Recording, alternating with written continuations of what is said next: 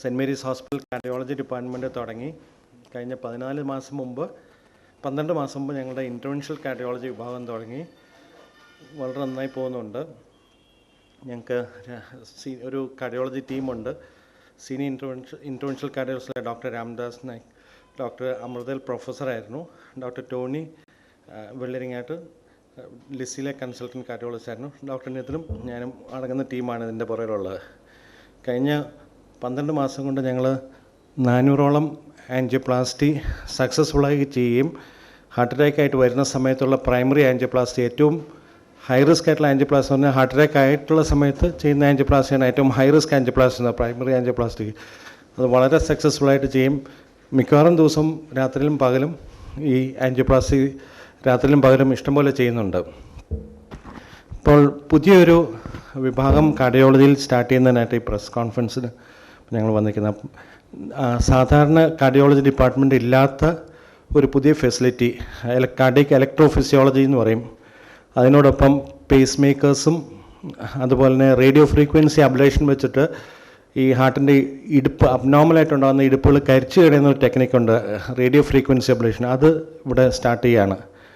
കഴിഞ്ഞ ഈ 14 മാസത്തിനുള്ളിൽ ഒരുപാട് പേഷ്യൻസിന് പേസ് മേക്കർ ഇടുകയും അതുപോലെ തന്നെ ഒരു പുതിയ തരത്തിലുള്ള പേസ് മേക്കറുണ്ട്, MRI കോമ്പാറ്റബിൾ പേസ് മേക്കർ. സാധാരണ പേഷ്യൻസിന് പേസ് മേക്കർ ഇടുമ്പോൾ MRI ചെയ്യാൻ പറ്റില്ല. അതുപോലെ തന്നെ മാഗ്നറ്റിക് അല്ലെങ്കിൽ ഹൈ ഇലക്ട്രിക്കൽ ഫീൽഡ്സിൽ പോകുമ്പോൾ ആ പേസ് മേക്കറിൻ്റെ പ്രവർത്തനം നിലച്ചു പോകാറുണ്ട്.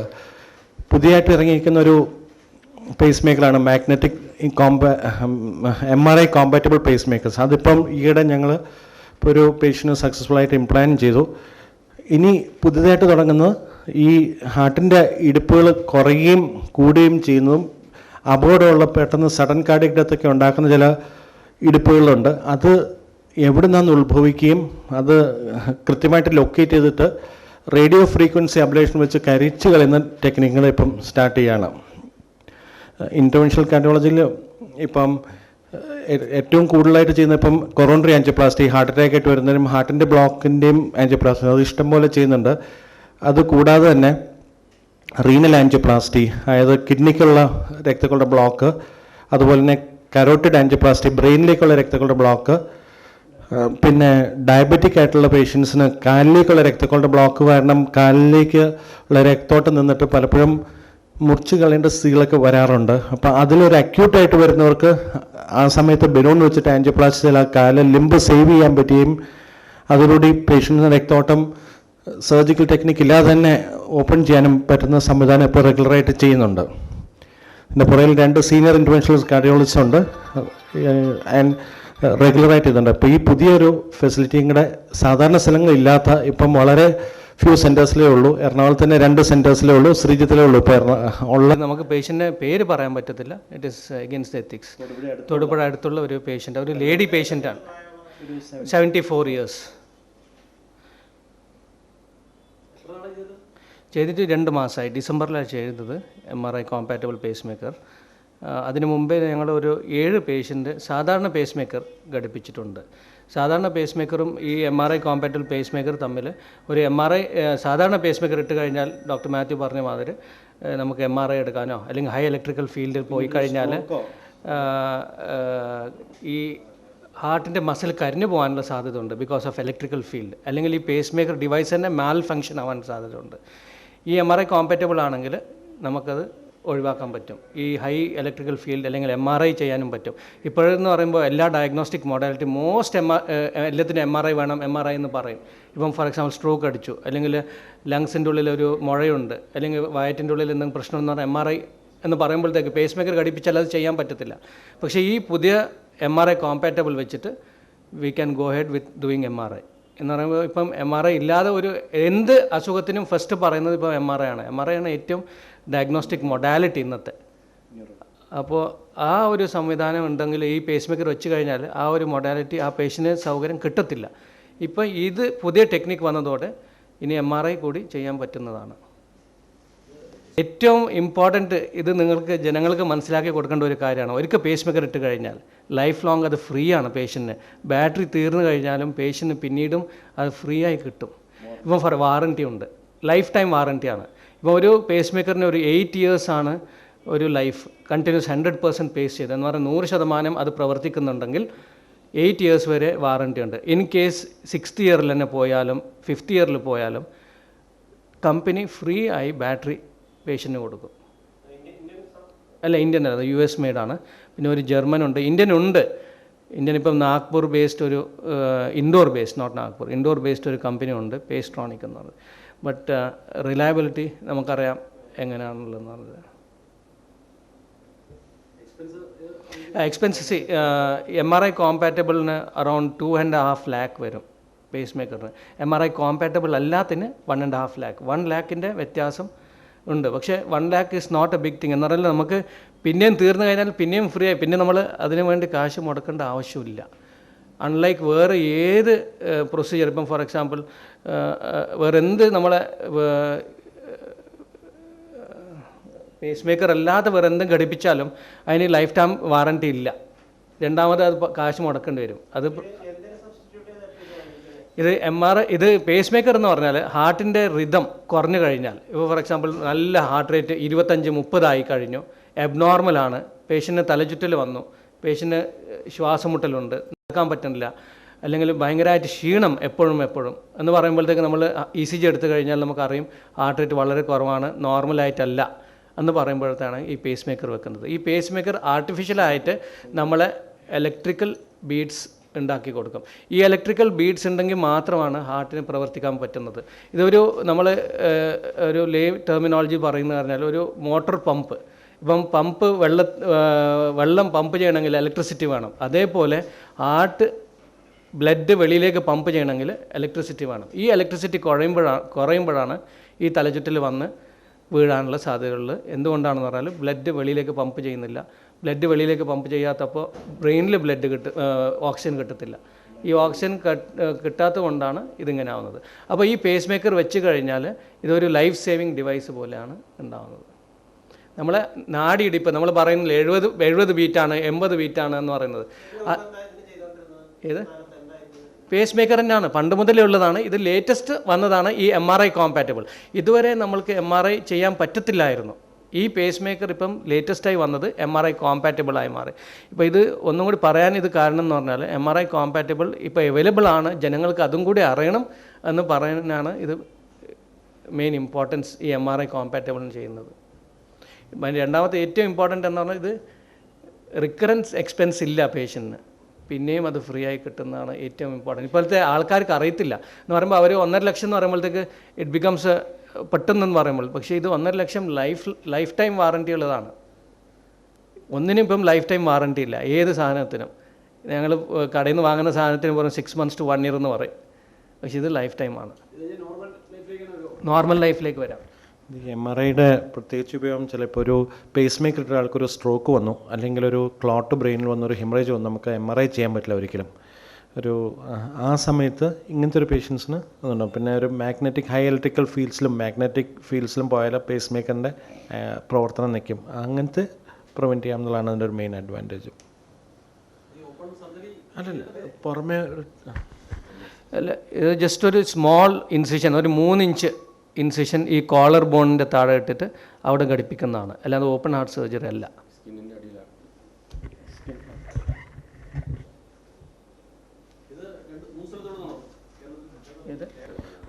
ഇപ്പോൾ ഒരു ആസ്പെക്റ്റ് ഈ പേസ് മേക്കറിൻ്റെ ഫിസിയോളജി, അതായത് ഹാർട്ടിൻ്റെ ഇടുപ്പിൻ്റെ അസുഖങ്ങൾ നിർണ്ണയിക്കുന്ന ഒരു ഡിപ്പാർട്ട്മെൻറ്റാണ് ഇലക്ട്രോഫിസിയോളജി ഡിപ്പാർട്ട്മെൻറ്റ് എന്ന് പറയും. അത് ഹാർട്ടിലേക്ക് ചില വയറിലിട്ടിട്ട് ഇപ്പോൾ ഹാർട്ടിൻ്റെ ഇടുപ്പ് കുറയുന്നവർക്കും കൂടുന്നവർക്കും അത് പ്രശ്നമുള്ളതാണോ അബോർഡറാണോ, ചില ഇടുപ്പുകൾ കൊണ്ട് പെട്ടെന്ന് സഡൻ ഡെത്ത്സ് ഉണ്ടാകുന്നത്. അത് എക്സാക്ട്ലി എവിടെ നിന്നാണെന്ന് അറിയുകയും അത് ലൊക്കേറ്റ് ചെയ്യും. അത് റേഡിയോ ഫ്രീക്വൻസി ഉപയോഗിച്ച് കരിച്ച് കളയുന്ന ഒരു പുതിയൊരു ടെക്നോളജി ഉണ്ട്. അതിപ്പോൾ കേരളത്തിൽ 3 സ്ഥലത്തേ ചെയ്യുന്നുള്ളൂ. ഒന്ന് അമൃത, ലേക്ക് ഷോർ, പിന്നെ ശ്രീചിത്ര. ഇപ്പം 3 സ്ഥലത്തേ ഉള്ളൂ. അതിനുള്ള എക്സ്പെർട്ടൈസ് ഉള്ള ആൾക്കാർ ഇപ്പോൾ ഇവിടെയുണ്ട്. അതിപ്പോൾ സ്റ്റാർട്ട് ചെയ്തു.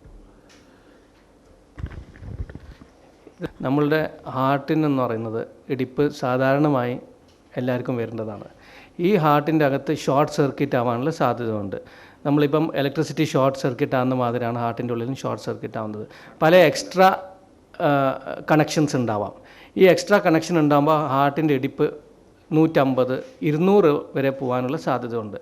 ഈ ഇടിപ്പ് വരുന്നവർക്ക് തലചുറ്റലോ അല്ലെങ്കിൽ പെട്ടെന്ന് തല അബോധാവസ്ഥ ആവാനുള്ള സാധ്യത ഉണ്ട്. അല്ലെങ്കിൽ ചിലപ്പം ജസ്റ്റ് പാൽപിറ്റേഷൻ എന്ന് പറഞ്ഞാൽ നെഞ്ചിടിപ്പ് വന്നിട്ട് വരാനുള്ള സാധ്യത ഉണ്ട്. ഇപ്പോൾ ഈ സംവിധാനം കൊണ്ട് ഇത് എവിടുന്നാണ് ഈ ഷോർട്ട് സർക്യൂട്ട് വരുന്നുണ്ടെന്ന് കണ്ടുപിടിക്കാൻ പറ്റും. കണ്ടുപിടിച്ചതിന് ശേഷം അവിടെ ഒരു റേഡിയോ ഫ്രീക്വൻസി അലർജി എന്ന ഒരു ലേസർ ടിപ്പ് വെച്ചിട്ട് ആ ഒരു ഭാഗത്ത് ഒരു ചെറിയ 1 മില്ലിമീറ്റർ ഒരു ലീഷൻ കൊടുക്കാൻ പറ്റും. ലീഷൻ എന്ന് പറഞ്ഞാൽ അവിടെ മാത്രം എനർജി. അപ്പോൾ ഒരു 1 മില്ലിമീറ്റർ കൊണ്ട് കരിച്ച് കളയുന്നതാണ് ആ ഒരു സമയം. പിന്നെ ഈ ഇടിപ്പ് ഉണ്ടാവത്തില്ല. ലൈഫ് ടൈം ക്യൂറാണ് അതിന്. ഇതാണ് റേഡിയോ ഫ്രീക്വൻസി അബ്ലേഷൻ എന്ന് പറയുന്നത്.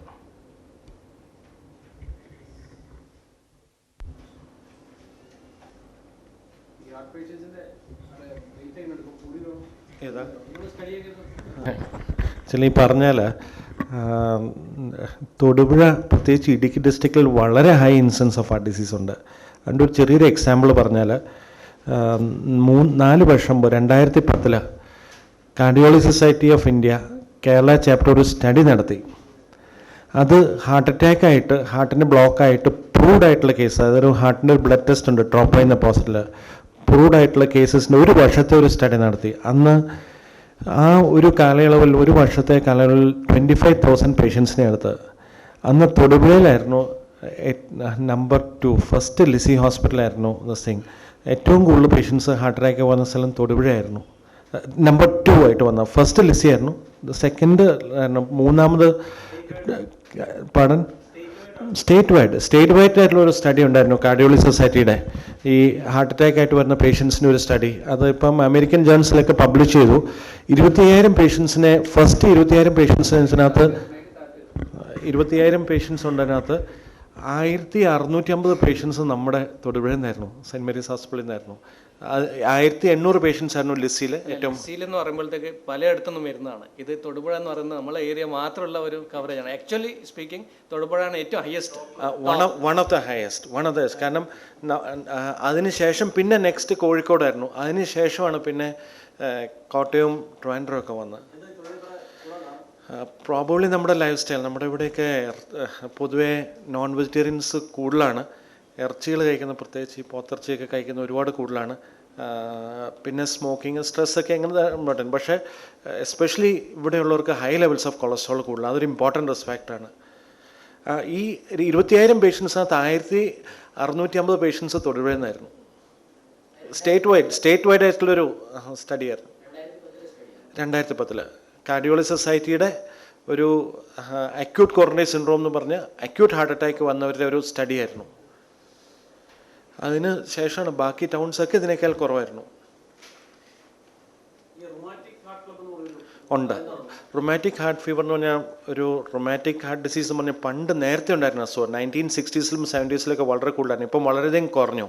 അത് ബേസിക്കലി ഒരു തൊണ്ടയിൽ വരുന്നൊരു സ്ട്രെപ്റ്റോക്കോക്കൽ ഇൻഫെക്ഷൻ കൊണ്ട് വരുന്നതാണ് വാതപ്പനി എന്ന് പറയും, രക്തവാതം. അത് ഹാർട്ടിൻ്റെ വാൽവുകളെയും ജോയിൻറ്റിനെയും ബാധിക്കുന്ന അസുഖമാണ്. പക്ഷേ ഇപ്പോഴത്തെ കഴിഞ്ഞൊരു 10 വർഷമായിട്ട് ഓരോ ദിവസവും കുറഞ്ഞു വരിക. ഇപ്പം വർഷത്തിലൊരു 8-10 കേസേ കാണാറുള്ളൂ. ഒരു 10 വർഷം മുമ്പൊക്കെ നമുക്കൊരു മാസം 1-2 കേസ് വരുന്ന സമയത്ത് ഇപ്പം ഈ നല്ല ആൻറ്റിബയോട്ടിക്സ്, ഈ തൊണ്ടയിൽ ഇൻഫെക്ഷൻസ് വരുമ്പോൾ ഏർലിയറായിട്ട് ഡോക്ടറിനെ സമീപിച്ച് ആൻറ്റിബയോട്ടിക്സ് കഴിക്കുന്നതുകൊണ്ട് ആ ഇൻഫെക്ഷൻസ് വളരെ കുറഞ്ഞു വരിക.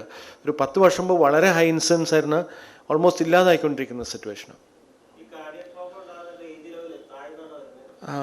ഇഷ്ടം പോലെ കാണുന്നുണ്ട്. ഈവൻ ഞങ്ങൾ 18 വയസ്സുള്ളവർക്കൊക്കെ ഇപ്പം ആൻജിയോപ്ലാസ്റ്റി കുഴഞ്ഞു വീണൊക്കെ വന്നിട്ടുണ്ട്. ഇത് വേറൊരു സ്റ്റാറ്റിസ്റ്റിക്സ് ആണ് കേരള ഇത് നോക്കിയത്. ഇതിൽ തന്നെ 1970s മുമ്പേ ഉള്ള സ്റ്റാറ്റിസ്റ്റിക്സും 1990 കഴിഞ്ഞുള്ള സ്റ്റാറ്റിസ്റ്റിക്സും.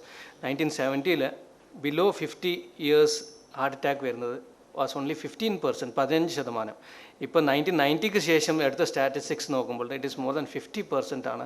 50 ഇയേഴ്സിൻ്റെ താഴെ അറ്റാക്ക് വരാനുള്ള സാധ്യത ഉള്ളത്. ഓൾമോസ്റ്റ് 3 times ജമ്പ് ചെയ്തിട്ടുണ്ട്.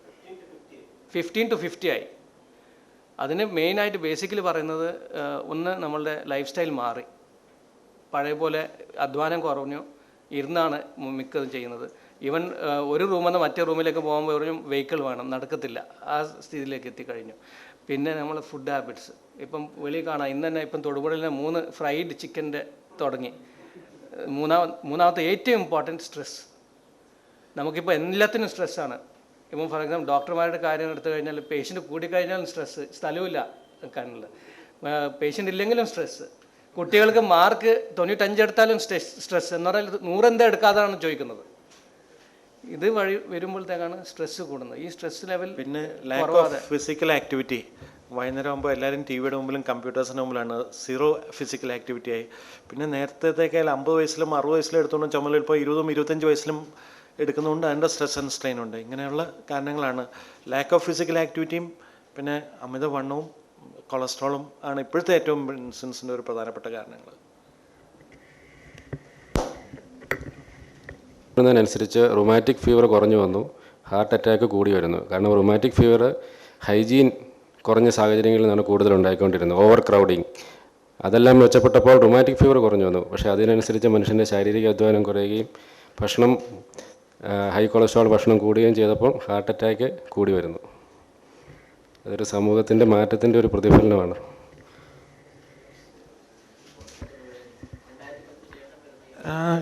ഒരു കുറവുമില്ല ആക്ച്വലി. ഉള്ളൊരു പ്രധാനപ്പെട്ട കാര്യം, ഞാൻ 1999 കാർഡിയോളജി ഡിപ്പാർട്ട്മെൻറ്റ് തുടങ്ങിയപ്പോൾ ഒരുപാട് പേഷ്യൻസ് വന്നപ്പം തന്നെ മരിക്കുമായിരുന്നു. എന്ന് വെച്ചാൽ ഒരുപാട് വർഷങ്ങളായിട്ട് പ്രോപ്പറായിട്ടുള്ള രീതിയിൽ കെയറും ചികിത്സയും കിട്ടാതെ, ഒപ്റ്റിമലായിട്ടുള്ള മെഡിസിൻസും കിട്ടാത്ത ഒരുപാട് പേഷ്യൻസ് ഉണ്ടായിരുന്നു. ഇപ്പം വളരെ വളരെ കുറവാണ് മരണം എന്ന് പറയുന്നത്. കാരണം പേഷ്യൻസ് അവെയറാണ്, അവർ പെട്ടെന്ന് വരുന്നു. പലരും മിക്കവരും ഇപ്പം ഇച്ചിരി അറിവുള്ളവരൊക്കെ എങ്ങനെയും കൊളസ്ട്രോൾ നോക്കും, ഭക്ഷണ രീതിയിലൊക്കെ വ്യത്യാസം, ഒരുപാട് അസുഖമായിട്ട് വരുന്നതിൽ ദേ ഡു വെൽ. ആദ്യമേ 99 വന്ന സമയത്ത് ഒരുപാട് വന്ന പേഷ്യൻസ് വന്ന് കാഷ്വാലിറ്റി തന്നപ്പം മരിച്ചു വന്ന ഇഷ്ടംപോലെ പേഷ്യൻസ് ആണ്. കാരണം അവർക്കൊരു പ്രോപ്പറായിട്ടുള്ള ഗൈഡ് ലൈൻസിലായിരുന്നു, അവർക്ക് പ്രോപ്പറായിട്ട് ട്രീറ്റ്മെൻറ്റിലായിരുന്നു, കൃത്യമായ നിർണ്ണയമില്ലായിരുന്നു. ഇങ്ങനെ നാക്കിൻ്റെ ഗുളിയായിട്ട് മാത്രം നടക്കുന്ന ഒരുപാട് പേഷ്യൻസ് ഉണ്ട്. പക്ഷേ ഇപ്പോഴത്തിനകത്തൊരു വ്യത്യാസം, വരുന്നവരൊക്കെ നന്നായിട്ട് പോകുന്നുണ്ട്. മിക്കവർക്കും സുഖമായിട്ട് തിരിച്ച് ജോലിക്ക് പോകാറുണ്ട്. ആൻഡ് പെട്ടെന്ന് വരുന്നത് വഴിയായിട്ട് ഹാർട്ടിന് ഡാമേജ് വരാതെയും മരണം വളരെ കുറവാണ് ഹാർട്ട് അറ്റാക്കിനകത്ത്. വളരെയധികം താമസിച്ച് അറിയില്ലാതെ പോയതും ഡിറ്റക്റ്റ് ചെയ്യാതെ പോകുന്നവർക്കൊക്കെ പ്രശ്നം വരാറുള്ളൂ. പിന്നെ ഇപ്പം പ്രത്യേകിച്ച് ഈ ആൻജിയോപ്ലാസ്റ്റിയും ആൻജിയോഗ്രാം വന്നുകൊണ്ട് നമുക്കുള്ള ഗുണം, നേരത്തേക്കൊരു ഹാർട്ട് അറ്റാക്ക് വരുമ്പോൾ നമുക്കൊരു ഹാർട്ടിൻ്റെ ബ്ലോക്ക് 100% അടയുമ്പോഴാണ് നമുക്കൊരു രക്തക്കുഴൽ അടയുമ്പോഴാണ് ഹാർട്ട് അറ്റാക്ക് ഉണ്ടോ. നേരത്തേക്ക് നമ്മൾ ഹാർട്ട് അറ്റാക്കിന് ഇഞ്ചക്ഷൻസാണ് കൊടുത്തിട്ടുണ്ട്. ആ ഇഞ്ചക്ഷൻ കൊടുക്കുന്നതായിട്ട് ആ വെസൽ തുറക്കാനായിട്ട് ഒരു സാധാരണ ഒരു 2.5 മുതൽ 3 മണിക്കൂർ വരെ എടുക്കും. അപ്പം ഒരു 60% ചാൻസേ ഉള്ളുമായിരുന്നു വെസൽ തുറക്കാനായിട്ട്. ഇപ്പം ഈ പ്രൈമറി ആൻജിയോപ്ലാസ്റ്റി വന്നതോടുകൂടി നമുക്ക് 15 മിനിറ്റ് വെസൽ തുറക്കുന്ന വേണ്ടി ഒരുപാട് ലൈഫ് സേവ് ചെയ്യുന്നത് മാത്രമല്ല, മസിൽ ഡാമേജ് അതൊരു ഹാർട്ടിൻ്റെ അറ്റാക്ക് വന്നവരുടെ ഭാവിക്ക് വളരെ ഇമ്പോർട്ടൻ്റാണ്. സോ നമുക്കൊരു ആൻജിയോപ്ലാസ്റ്റി ചെയ്ത വഴി അപ്പം ബ്ലോക്ക് മാറ്റുന്ന വഴിയായിട്ട് ഹാർട്ടിൻ്റെ മസിലിന് കാര്യമായ ഡാമേജേ വരുന്നില്ല. അത് 1 മിനിറ്റ് താമസിച്ചാൽ അത്രയും ഡാമേജ് വരും. 1 മിനിറ്റ് നേരത്തെ വെസൽ തുറക്കാൻ പറ്റിയാൽ ഡാമേജ് കുറയുകയും ചെയ്യും. സോ ഈ പുതിയ ഇൻ്റർവെൻഷണൽ കാർഡിയോളജി ആൻജിയോപ്ലാസ്റ്റി വന്നതോടുകൂടി നമുക്ക് ലൈഫ് സേവ് ചെയ്യുന്നതല്ല, ഹാർട്ടിൻ്റെ ഫംഗ്ഷൻ ഇമ്പ്രൂവ് ചെയ്യുന്നതായിട്ട് അവൻ്റെ ലോങ് ടേം വളരെ നല്ലതാണ്. And they will be able to go back to work very fast. അത് വ്യത്യാസമുള്ള